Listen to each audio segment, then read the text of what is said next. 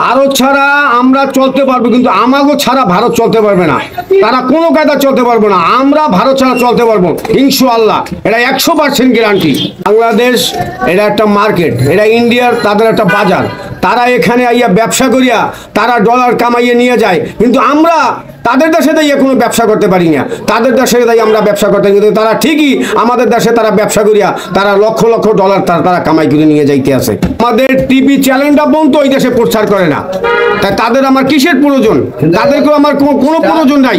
আমাদের বাংলাদেশ এবং এরা স্বাধীনতা দেশ, এ দেশে নিয়ে তো ভারতের নাক গলান ঠিক না। এবং শেখ হাসিনা সরকার সে ছিল, একটা সরকার তো সারা জীবন থাকে না, এবং সে ছাত্রগ আন্দোলনে তার পতন হয়েছে। সেজন্য তো বাংলাদেশের মানুষ তার কর্মকর্তা এবং তার অবলম্বর কারণে, তার ব্যর্থতার কারণে তার পতন হয়েছে। এখন তার দোষে সে দোষী হয়েছে, এই জন্য তো কাউকে সে দোষী করতে হয় না। কিন্তু সে ভারত চলে গেছে, ভারত তারে স্থান দিয়েছে, কিন্তু সেজন্য ভারতের কি সমস্যা এবং ভারতের বাংলাদেশের নিয়ে এত টানা হেঁচড়াকা। এবং ভারতের যারা সাংবাদিকতা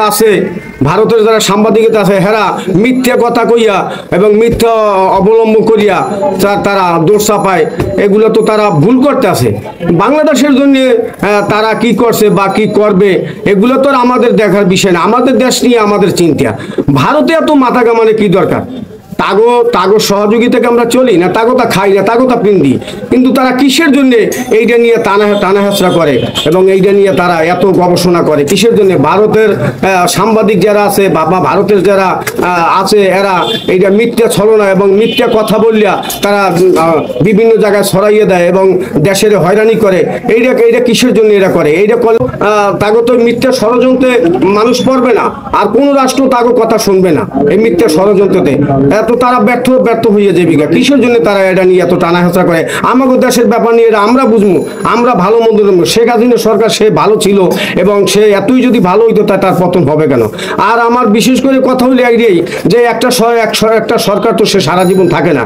এমন যে লিবিয়ার গাদ্দাফি, সেও তো সারা জীবন থাকতে পারে নাই। তাই একটা সরকার কি সারা জীবন থাকে? তাহলে এখন এইটা নিয়ে তাগো এত ব্যথাকা আর তাগো এত টানা হেঁচড়া কিসের জন্য?